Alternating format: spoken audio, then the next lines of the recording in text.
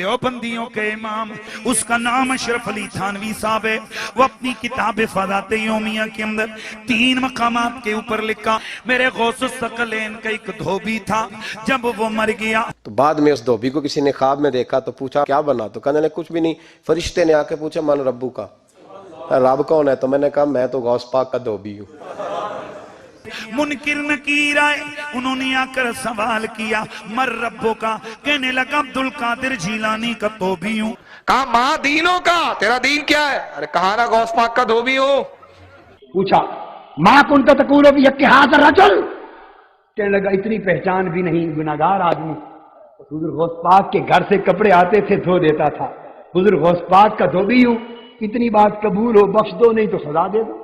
فرشتے حیران، یا اللہ کیسے بندے سے پالا پڑا، جو سوال کرتے گئے جواب ایک ہی دیتا ہے کہ میں عبدالقادر جیلانی کا دھوبی ہوں. فرشتوں نے کہا مولا کس بندے کے پاس بھیج دیا؟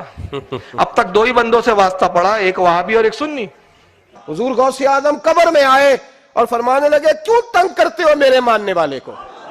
فرماتے ہیں حضور غوث اعظم نے فرمایا مجھ سے پوچھو کیا پوچھنا ہے، مجھ سے پوچھو. فرشتے کہنے لگے ہم پوچھتے ہی نہیں، ہم پوچھتے ہی نہیں، عبدالقادر جانے اور خدا جانے.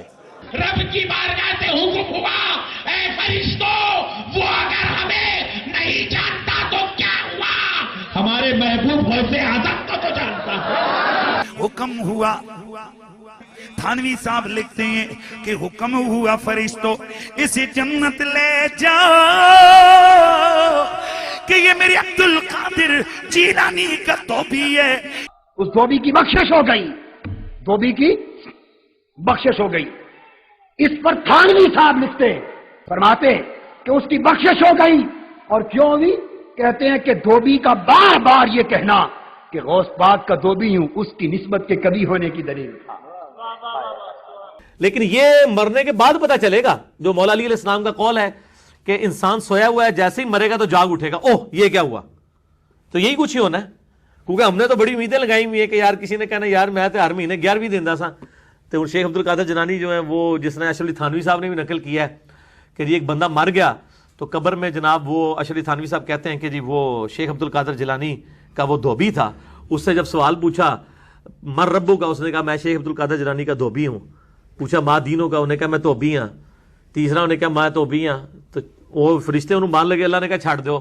انہیں کہہ دیتا ہے، جواب دے دیتا ہے. بھئی یہ جواب قرآن و حدیث میں تو نہیں آیا، چھڑے چھوٹے نہیں، سب جھوٹ کھڑے ہوئے اللہ دے بندے. یہ کس نے کیمرہ فٹ کیا ہوا ہے؟ وہ اللہ دے بندے کسی وڈے تے وڈے امام نو بھی قبر کسی نے کھنگن نہیں دینا، ادھر تے حالت ہی کوئی نہیں ہونی. ٹھیک ہے کہ جائے گا کسی کی قبر میں پہنچ جائے گا، سب کچھ جھوٹ ہے. قبر کے 4 سوالات میرے یوٹیوب پہ کلپ ہے، آپ دیکھ لیں. اس میں میں نے پورا کھول دیا کہ فاسق و فاجر کے ساتھ کیا ہونا ہے. اور قبر کے 3 نہیں 4 سوال ہیں. چوتھا سوال ہی سب سے اہم ہے کہ تو نے خود پڑھ کے عمل کرنے کی کوشش کیوں نہیں کی.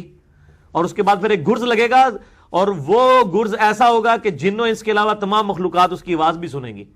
ٹھیک ہے، لگ پتہ جائے گا، پتہ نہیں لگے گا، لگ پتہ جائے گا. اب لوگوں نے بس ٹھیک ہے وہ کچھ بھی نہیں ہونا جی، وہ تو ہم تو بس نسبتیں کام آئیں گی.